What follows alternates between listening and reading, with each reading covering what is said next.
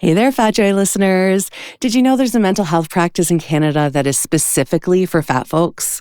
Tend and Cultivate Counselling was created by and for fat people. It's a place that offers non-stigmatizing, fat-centric mental health care, whether you want to talk about your body or not. They specialize in body trust, self-compassion, body liberation, eating disorders, relationships, sex, pleasure, and trauma.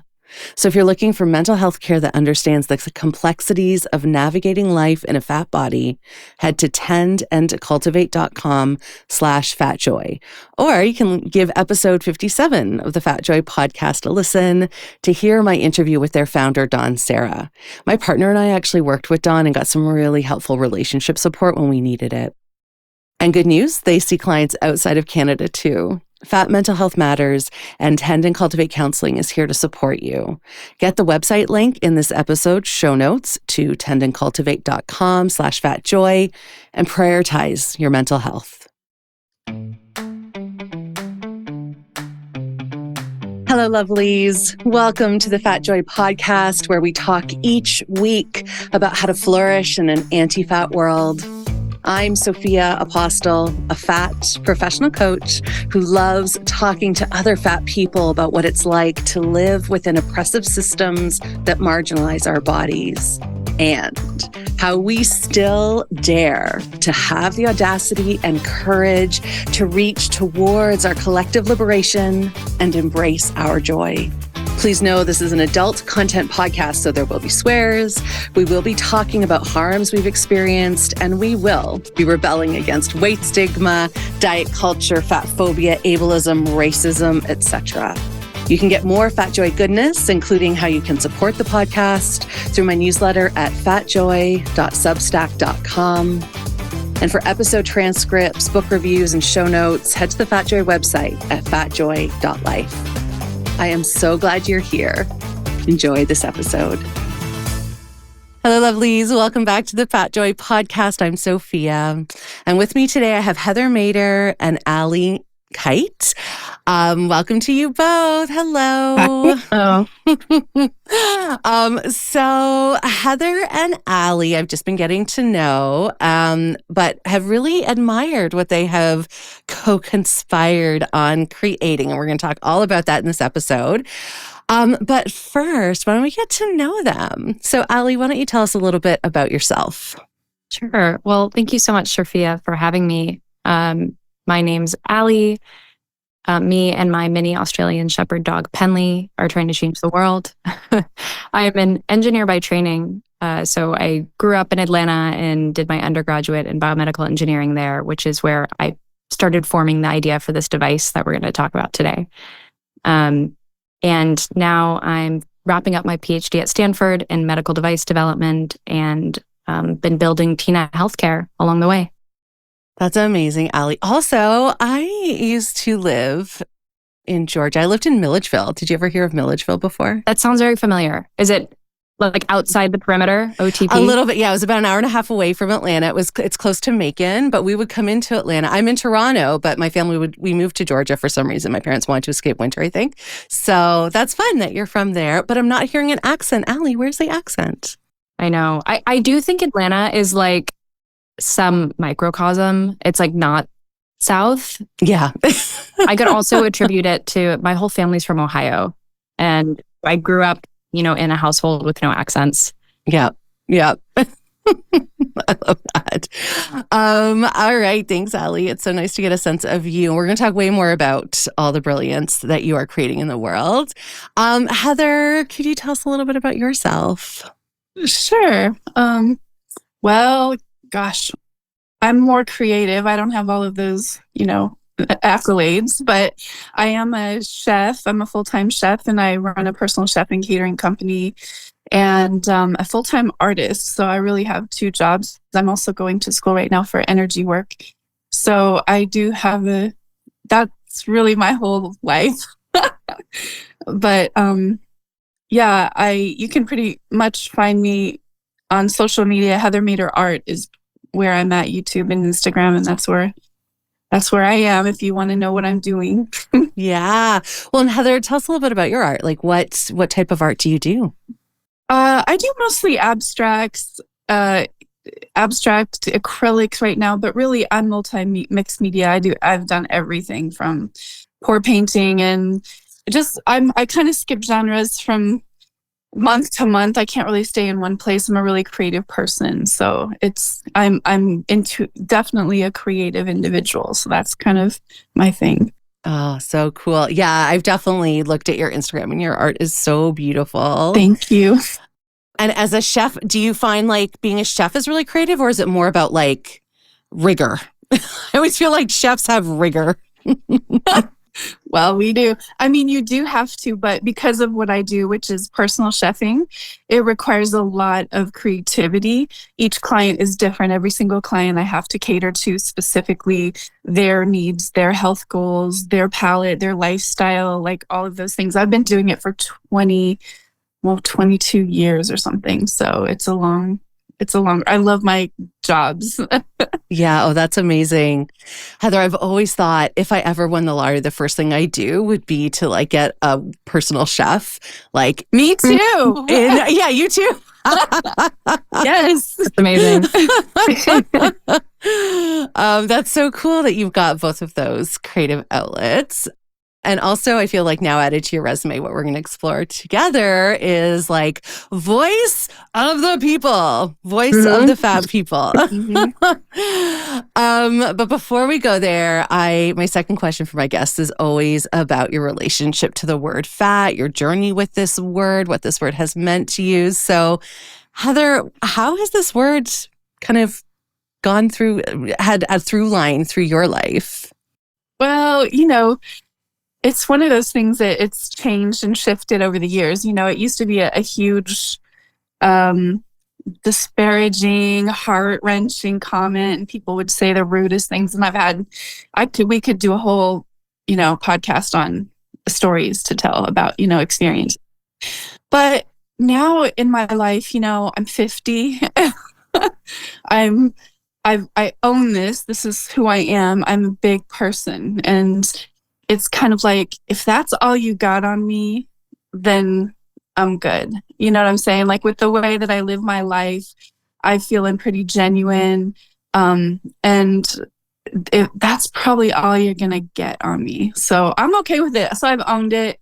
I totally, completely feel, it is what it is. It is what it is at this point. Do you remember when that journey started for you? Like when it started to change, where the word was like when did you start this kind of reclamation of the word? Oh yeah, the empowerment part. Yes, I would say, in your mid-30s. I mean, in my mid-30s for me, it took a while. Some people just don't care, but it took a long time. I remember being, hurt by that comment even in my 20s, my early 30s.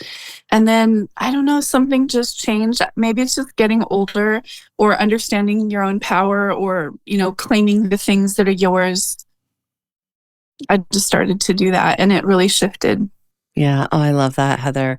Yeah, I found that too in my like early to mid 30s. And now I'm getting into my mid 40s and I'm like, fuck it all. Like, I dare you say something. Like, it is actually just really liberating to get older. And I think there's a privilege with that, like the privilege to not have to care too much about what other people think. Yes. You just get to a point where you just honor yourself. I'm honoring who I am in every aspect of my life and really embracing who I am. And at that point, there's really not a lot that other people can say to hurt you. Right. Yeah. I love that too, that every aspect of my life, like what I hear in there is so much like intentionality and choice. Like I'm designing my life the way I want to live it. Yeah. That's inspiring. Thanks, Heather. Now, Ali, you're my first non-fat person to be on the podcast. So welcome. I'm honored. Yay. I'm glad you're here.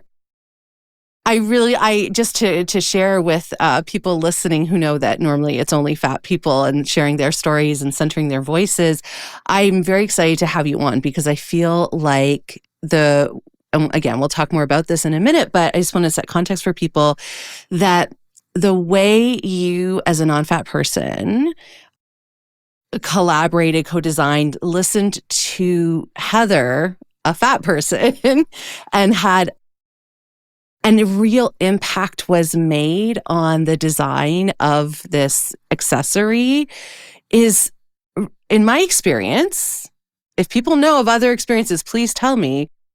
But in my experience, is really, really rare. And so I really view you as a fat ally. I'm excited to kind of showcase the impact that has for everybody who's going to use this product. So, Ali, if I were to ask you about the word fat, do you have a history or relationship with this word? What's it like for you? I do. And it was actually really enlightening for me to reflect on this, because I didn't connect these two parts of my life until this moment, or as I was thinking about this question. But I thought it would be helpful to go through, my experience with the word fat and my experience with how I thought about my body growing up and how that's changed and been affected by fat phobia in the world.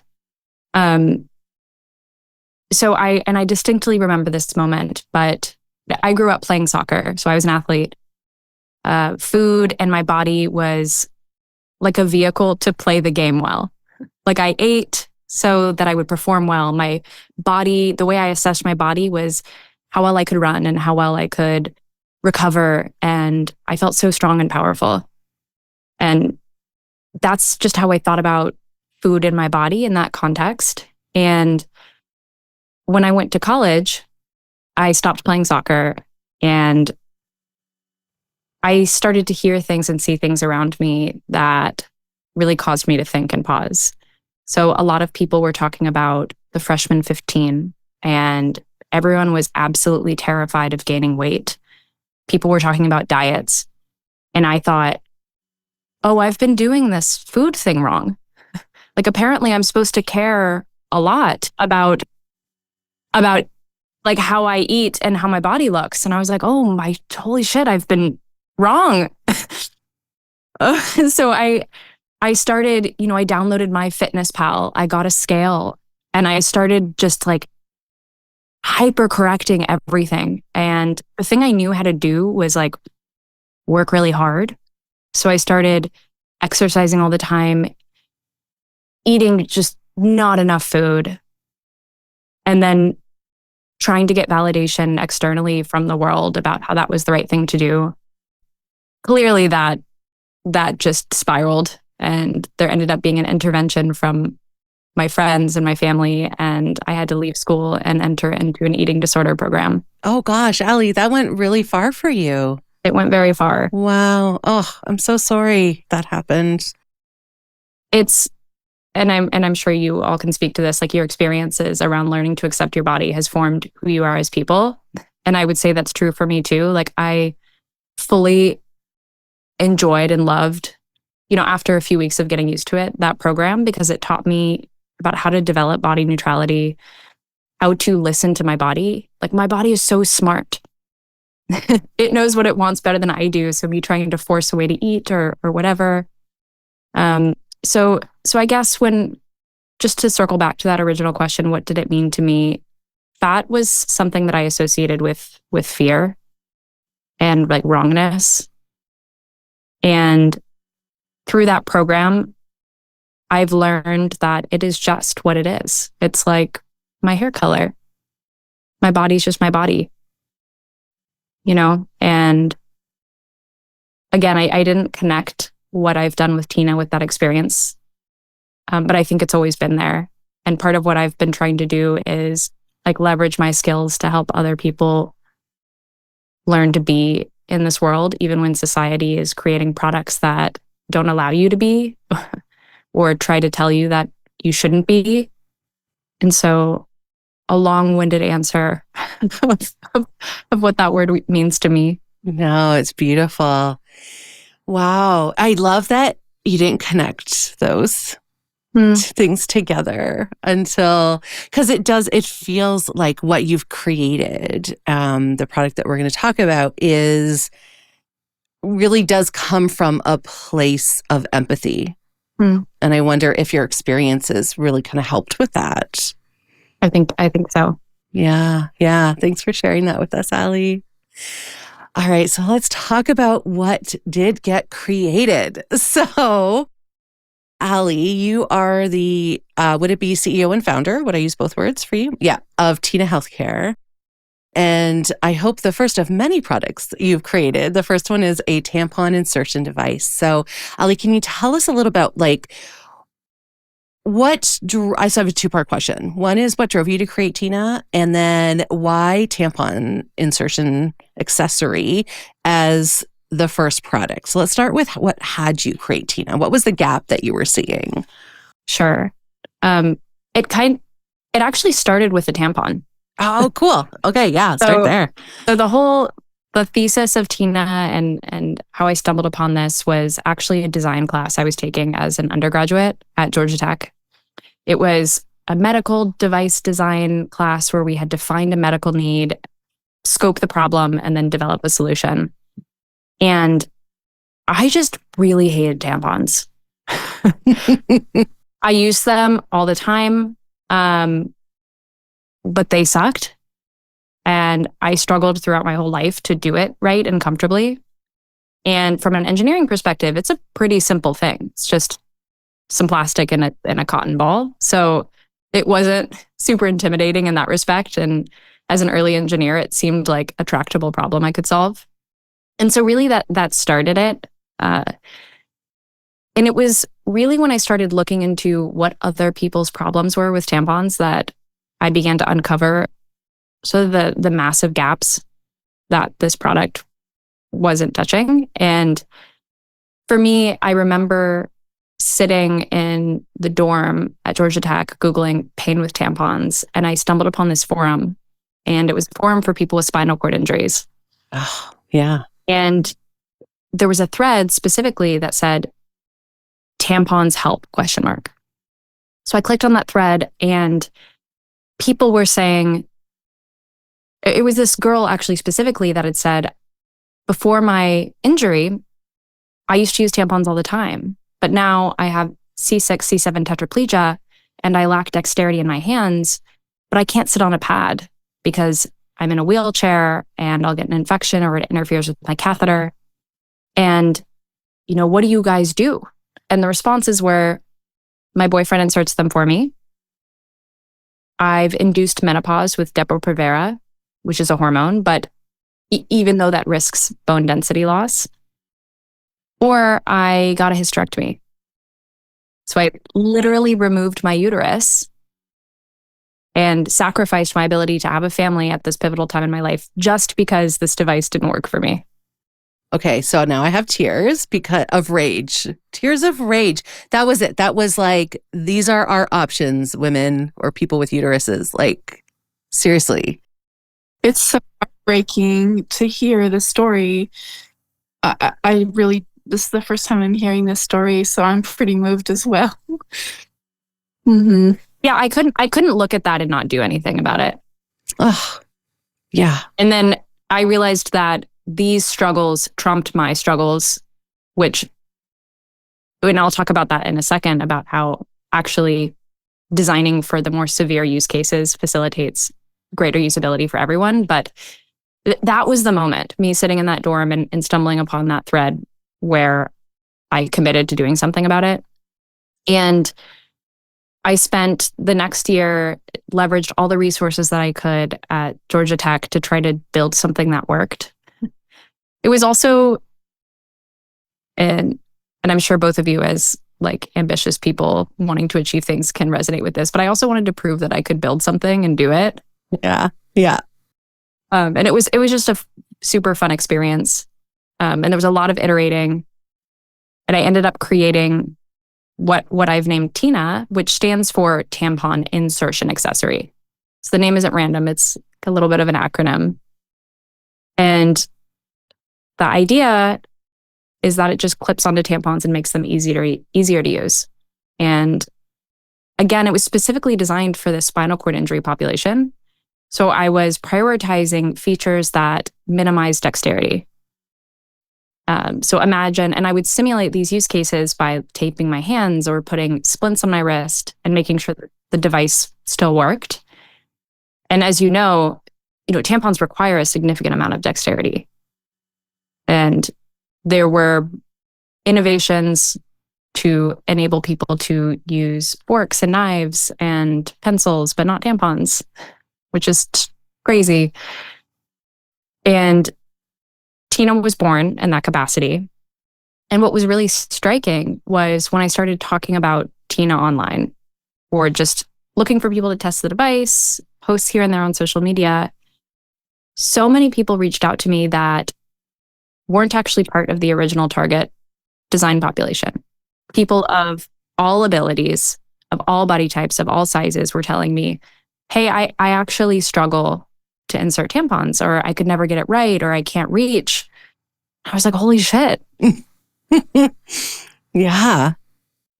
This might be something very, very useful beyond just the original market we thought. Maybe this is more than a class project. Maybe this is a real thing that deserves to be out in the world. And that was the second aha moment for me, where it deserved more than just being made. It deserved the creation of a vehicle, or in a way to scale it up and enable people to actually be able to buy it and use it. And that's when we decided to incorporate and create the actual company.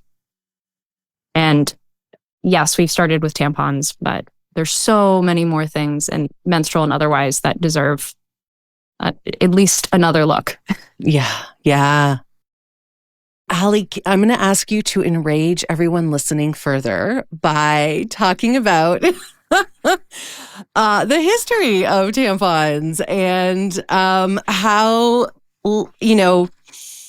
I don't want to give away a spoiler, but basically how kind of little it took to make it better, which of course smacks of massive misogyny and like ignoring women's bodies completely. So, Ali, make us mad. Make us so mad. And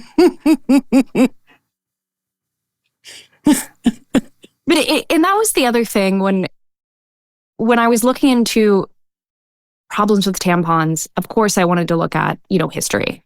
Like, well, what have other people done? Shockingly, nothing. Nothing. The tampon was invented, the modern tampon with the telescoping actuator or applicator, sorry, this guy looks exactly the same as the patent that Dr. Earl Haas submitted in 1930. 1930. Exactly the same. Wow. Like getting close to 100 years. Mm-hmm. Oh, enraged. I was looking at, this is so funny. I've been like looking at other period products or other things you insert in your vagina over the course of your life. And one of them is a pessary. Remind me what that is? I kid you not. Despite like a simple material change, it looks like exactly the same thing that people used in 200 BC. Whoa. What's a pessary? Tell me what that word is. Sorry. A pessary is like a disc that you insert in your vagina that puts some pressure on the urethra to deal with incontinence. Oh, interesting. Mm-hmm. And nothing's changed since 200 BC. Well, they've made it silicone instead of, it was like rock. Oh God. So like, I'm glad that's changed, but like the design is the same. Wow. Oh my God. Okay. Yes. Heather, are you enraged? I'm enraged. I'm just amazed. I'm shocked, but I'm not, because this is where we, like anything that has to do with the female body, it doesn't get spoken about, whether it's everything from periods to menopause, to incontinence. I just noticed that if it doesn't have to do with a man, it doesn't change. I just saw this thing actually where, a man can actually technically could produce, 365 babies in a year, but a woman could only really produce one, but yet we're focused on female contraception. Isn't that funny? Oh, it's so funny. Hilarious. So hilarious. Yeah. Odd. Right? Oh my gosh. For everyone listening, if you have a chance, go to Tina's Instagram and they've got these amazing, I love that you guys do this amazing like tampon ads from like of yore, and they are ridiculous. And again, really focusing on, you don't want your man to be upset. Like it's that kind of, oh my God, I can't even. But it's so interesting to see like how we have been talking about menstruation, our periods, our vulvas, our vaginas over the decades, and really nothing being done about it. So Heather, I want to ask you, what has your relationship been with your period using tampons? Like what resonated for you about what Tina is doing? Well, first of all, I guess the story is I've always had heavy periods, really heavy, like the kind where, you're changing it every hour or so. So it's always been an issue. I haven't always been this size. I've been heavy my whole life. But, it's kind of one of those things where you look back when you were like 16 and you're like, I'd like to be that size again.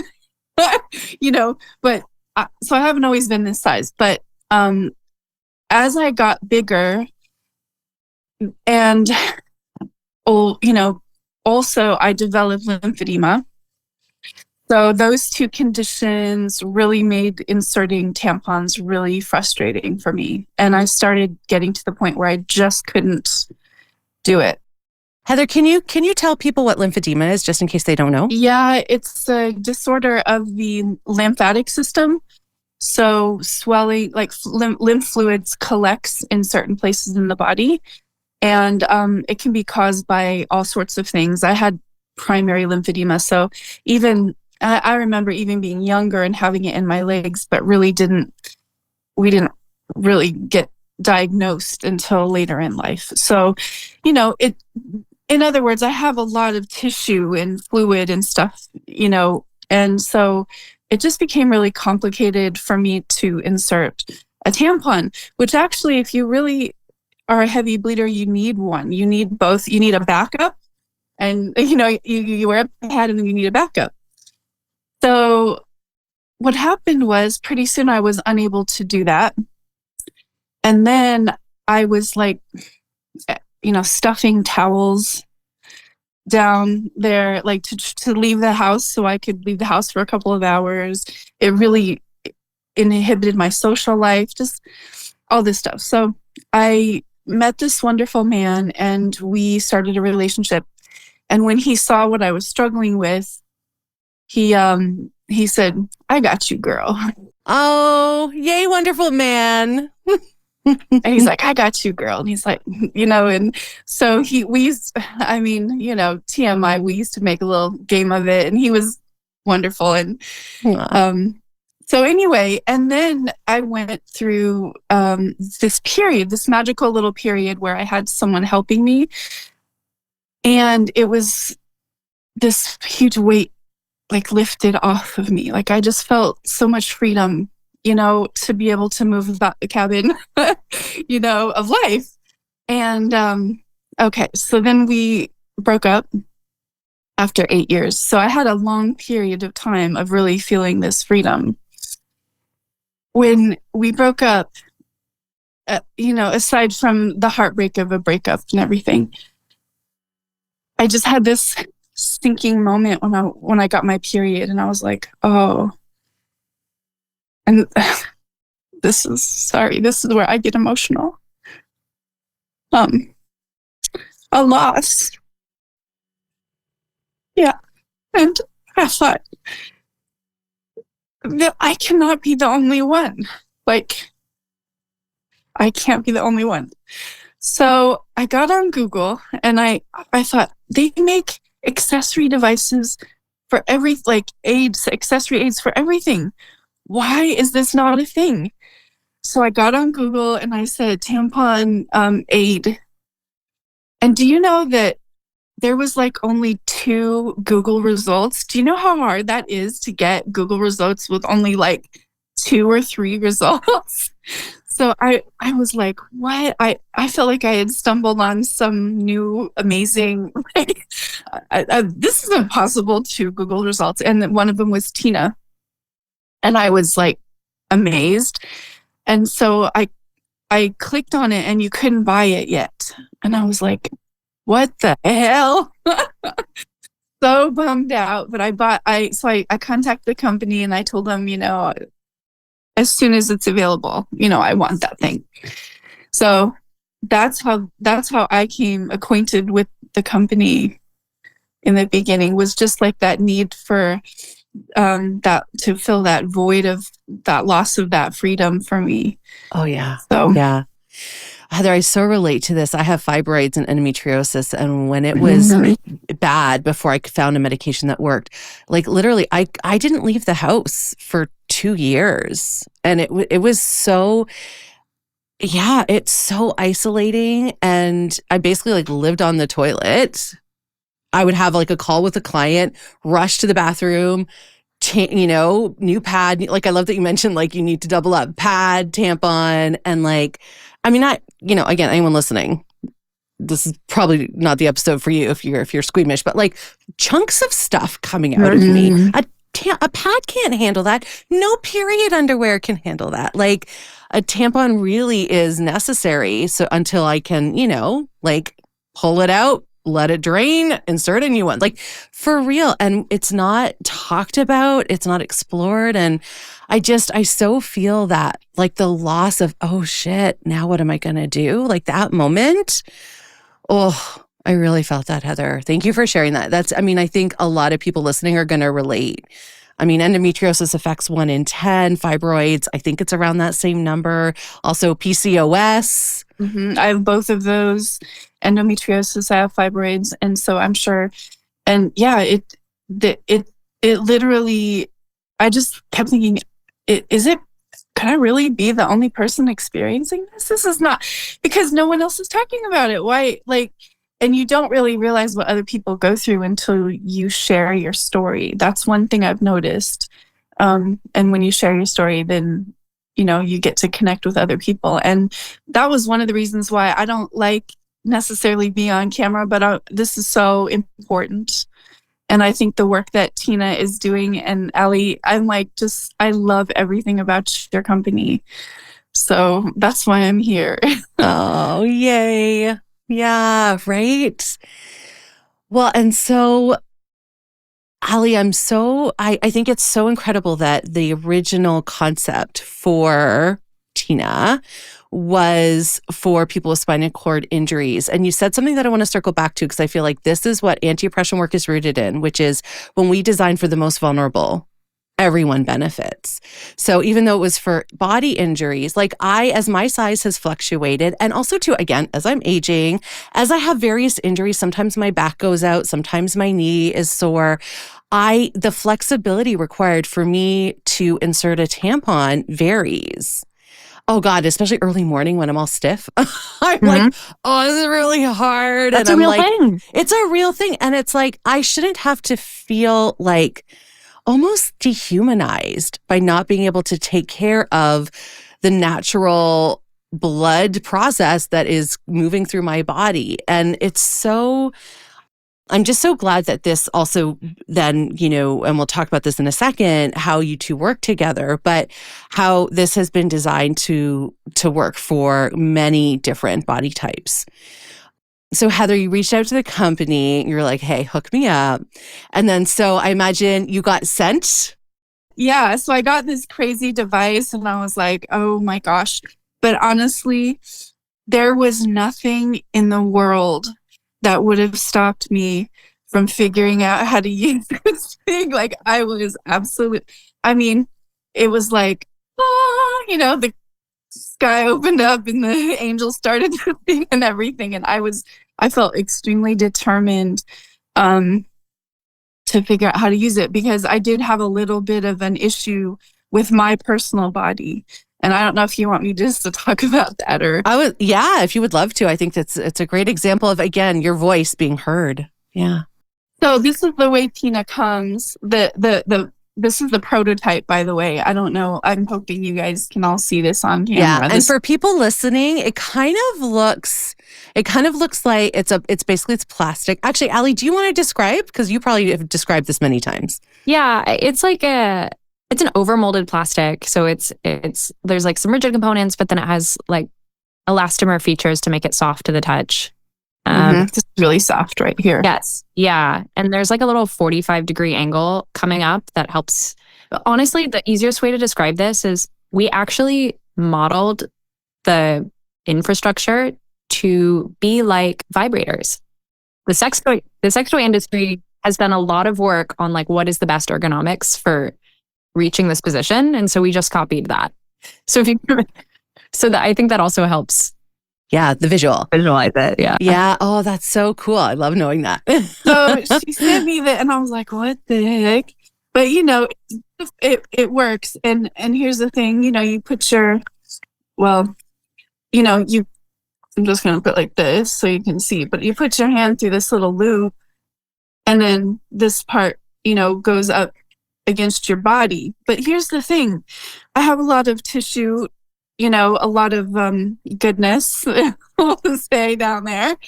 And the tampon gets inserted into this place right here. And when I would put it in and try to insert it, it kept falling out. Yes. I think I would have that same problem. Right. So I was like, no. I mean, I can't tell you how much determination I had. I was like, no. So I tried taping it, but then obviously you need that a little bit of give and you can't actually obstruct this part. So I found that I just put a rubber band around it like this and I just kept it pushing and then it works perfectly. With this motion, it works perfectly. And it took a few times. I'm not going to lie. It definitely took a few times. There's a few times I got frustrated in the beginning.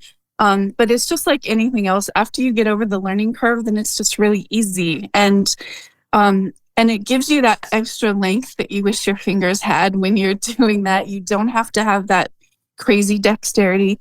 You know how tampons get really slippery and then you're like, this is hard. And you don't have to deal with that, like the whole thing. So then when Tina contacted me to ask how everything was going, I told them my little MacGyver tip, advice. And I think that the new version I could see, because this is how it comes now in this pretty little box, and remember when we put up with the BS period products for 100 years? That's what it says on here, which I love all of your marketing. It's so amazing. And then now it comes in this beautiful, I haven't even looked at this. This is my first time opening. It's an unboxing. It comes with this pretty purple pouch. I did say something about the color. I was like, y'all got to change the color. It was black before. Now this looks like a torture device or some kind of weird, like dominatrix sex toy. I don't know. It has to be a little more feminine. But it is too. Look. Oh, that's beautiful. Yeah, so now it's kind of a light and dark purple. Actually looks really lovely. It's really pretty. And look, here's my little band. Oh, amazing. Right around here. Oh, thanks, guys. That's so great. I love that.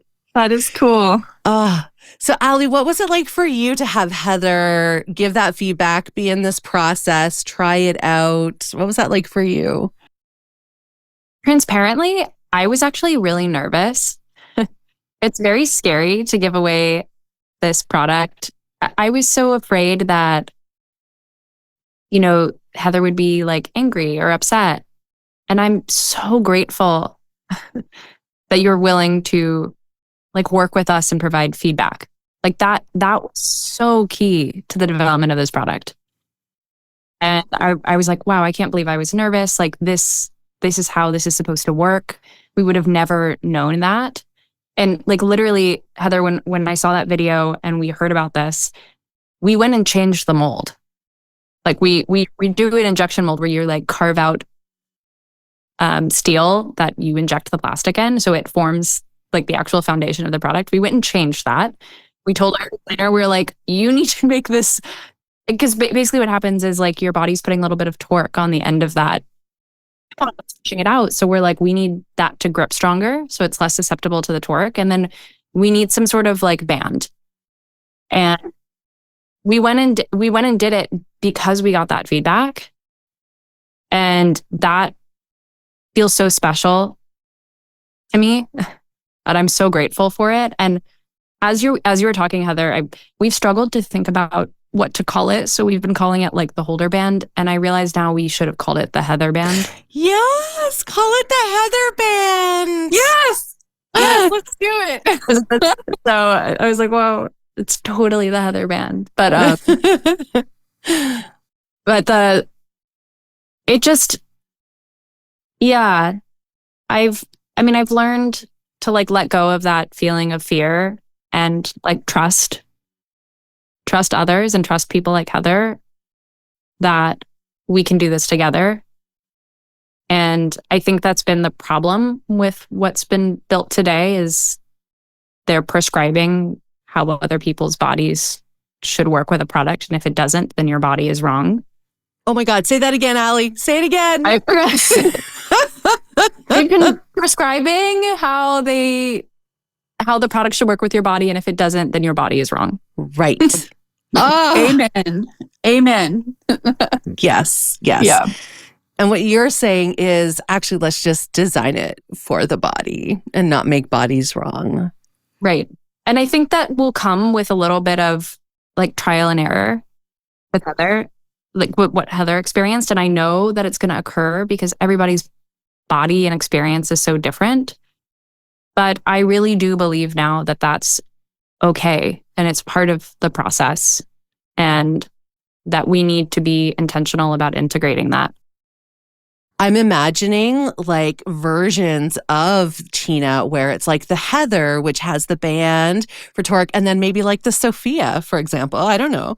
That is like built differently. Because I imagine there are commonalities of bodies that need things a little bit different. Like maybe the length needs to be longer for some people. Maybe I can just imagine different, almost like, different styles, almost having like, oh, are you like this kind of body? Or, is this what your vulva looks like? Or try this one. It feels like that level of able to differentiate is going to help accessibility. So really, truly, assistive devices then become assistive devices. Uh-huh.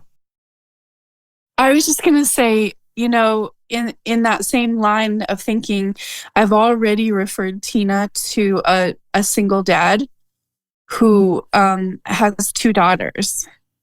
So I don't know about your first experience, but my first experience was me in a bathroom stall in the pool, in the swimming pool, with some lady like telling me through the door like how to insert it.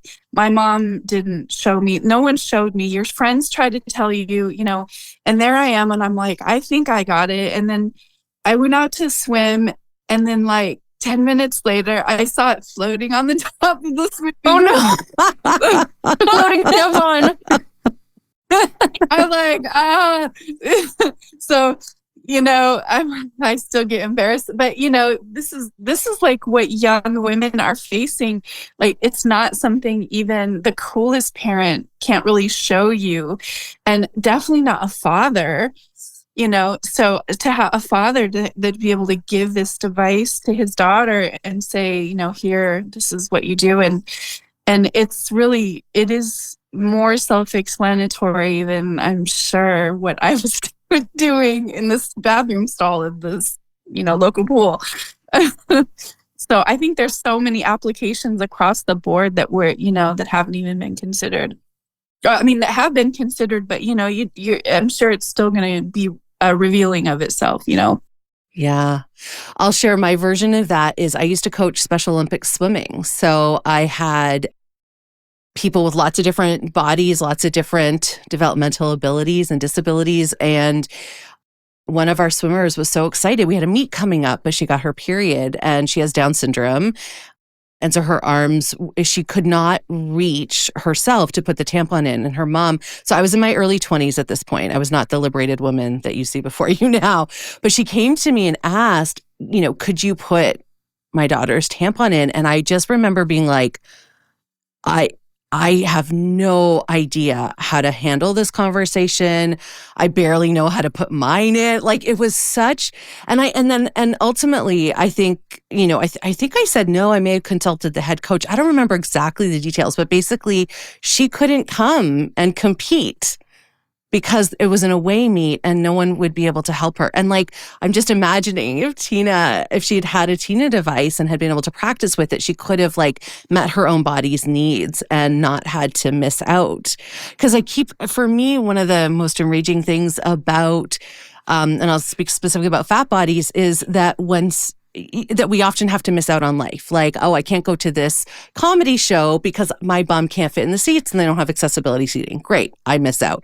It's just constant missing out. And I think about that example all the time of how I wish I had been able to find a solution for this swimmer. Again, it's like 25 years ago now, and I'm still thinking about this one incident where someone missed out on something that was really important to them because of their body.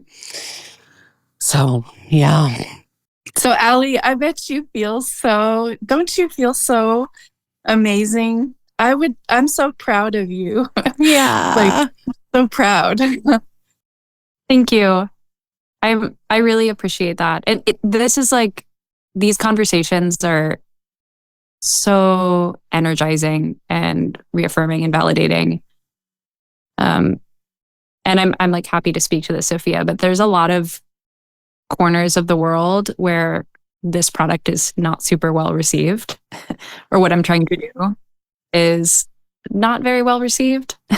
Tell us why. Name it. Can you name it? Okay, so there are a couple of instances where I get a lot of backlash, and I think your entire podcast speaks to why this might occur. But as an example, like when we started doing early ads about Tina on Facebook, we had people go out of their way to fat shame.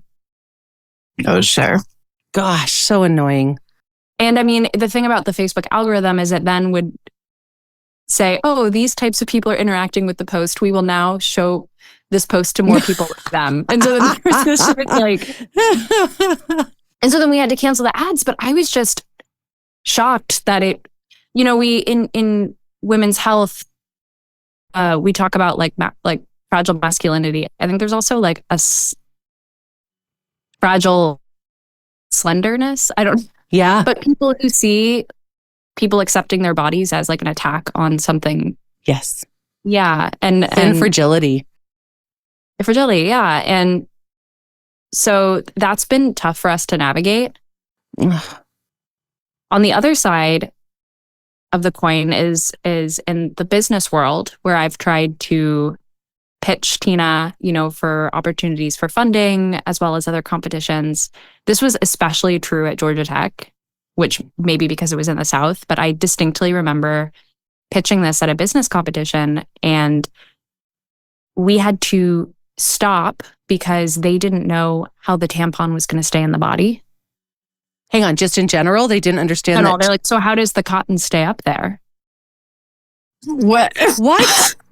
Oh my God.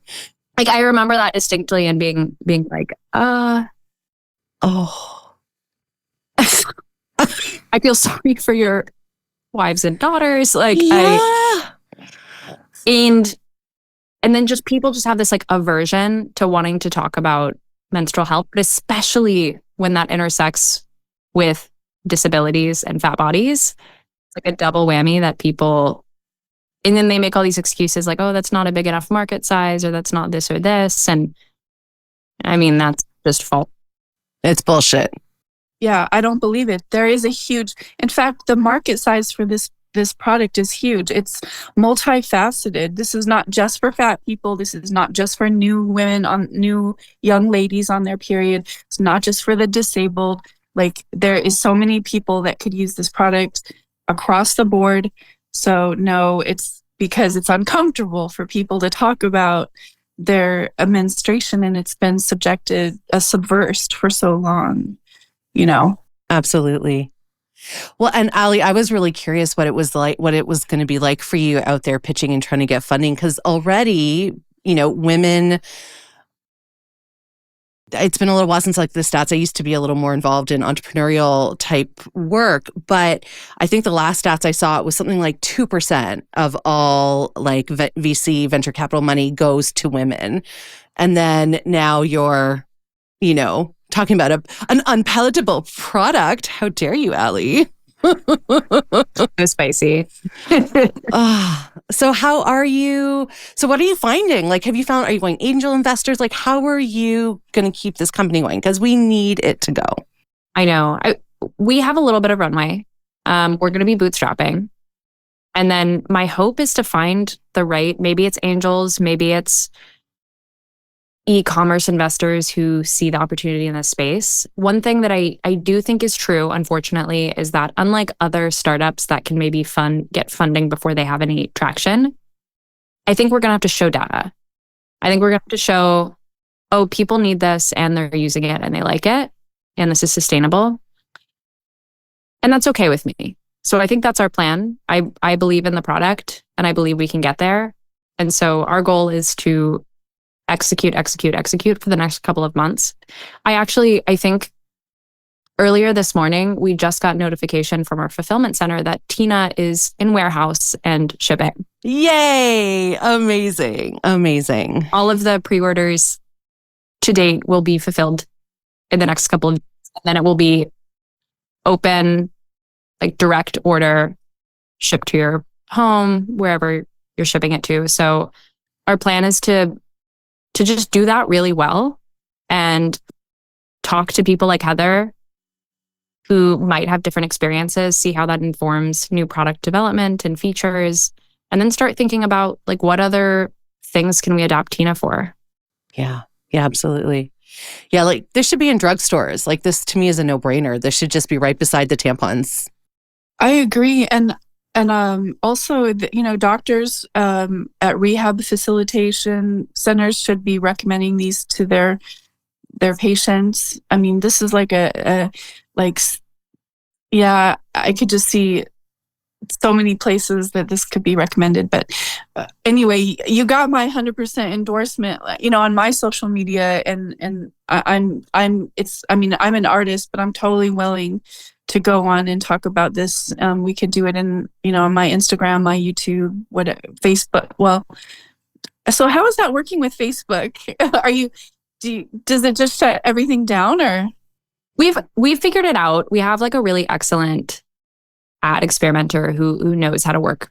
So we're just optimizing our retargeting and targeting people that aren't going to comment rude, awful things. Part of the problem was I was running the ads last time and I had no idea what I was doing. So we've gotten a lot better traction with Facebook now and surprisingly TikTok. Yeah, I feel like TikTok would be great for this. Yeah, amazing. Yeah. It's so impressive. It's so impressive that against all odds, against all history, all misogyny, that this is able to be created and going to be shared around. And I wish so much success for this, Ali. I think it's, even if nothing, like, I just think, I don't know. So here's my problem. I've built up my world as a bit of a bubble. Like I really only hang out with people who are liberated. And then so every time it's like, oh yeah, people on Facebook were like so upset. People don't understand how tampons stay inside of people's bodies. I'm like, who are these people? Like I forget that there is like a whole other, people who don't know all these things, who are still very much in taboo topic land. In my mind, there is no taboo topic, but I hope that this is able to reach some of those people and help them. And I feel like that's really the snowball effect that is going to happen, because it is super useful for many, as Heather has pointed out. I want to ask you the final question that I always ask all my guests, which is about joy. I always joke that we've raged the whole time, although we did talk a little bit about joy. But now I want to just invite you both to share with us, as it feels good to you, like how do you invite joy into your life? Do you have practices? Do you just make space for it? Like, what does joy even mean to you? So Heather, do you want to start? Joy. There's so many things. And I think my vision of joy over the years has also changed. You know, the things that used to be joyful to me, a lot of external things. And now it's a lot of internal things for me.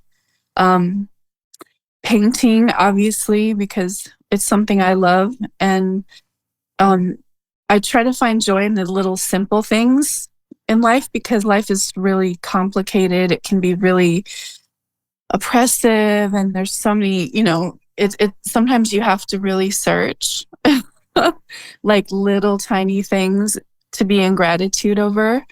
I find myself sometimes it's as small as, God, I got up today.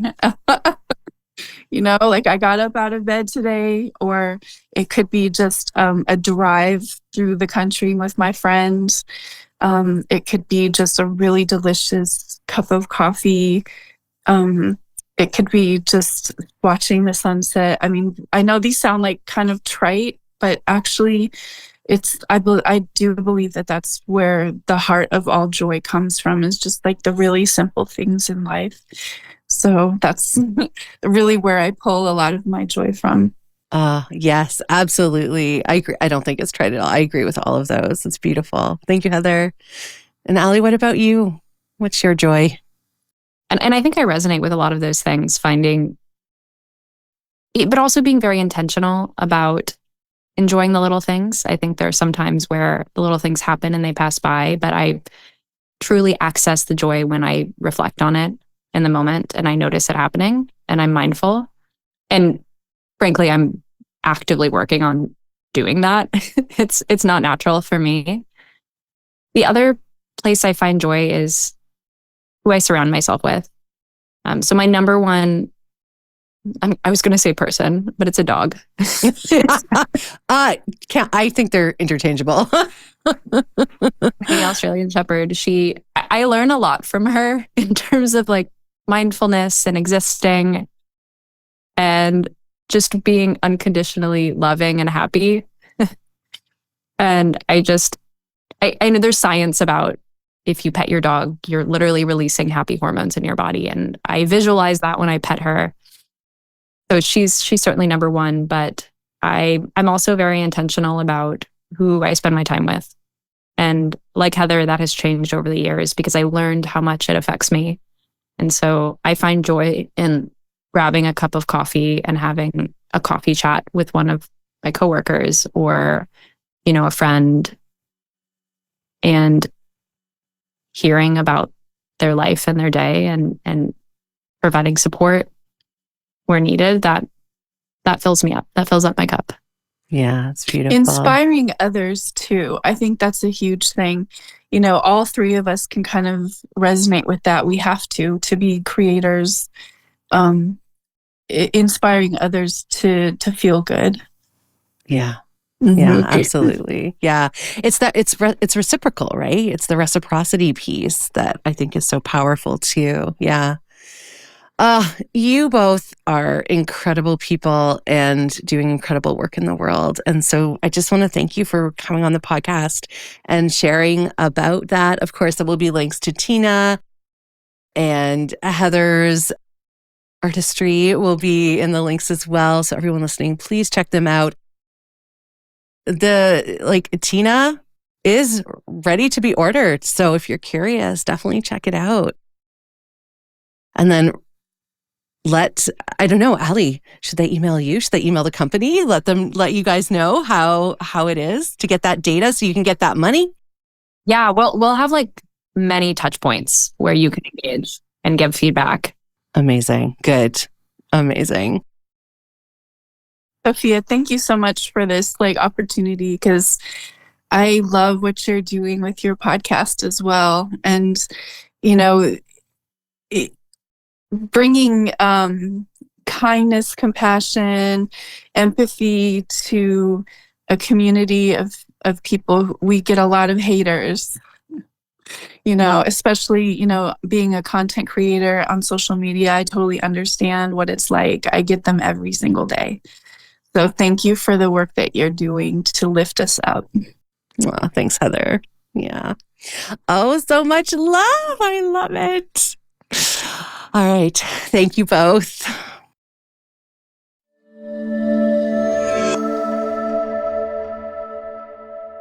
Before we go, I'd like to read a poem because poetry can reach our hearts in a different way. Poems can have us feel in a different way. And that's what this podcast is all about. Expanding our hearts, deepening our empathy, and inviting in joy. So each week, you get a new poem.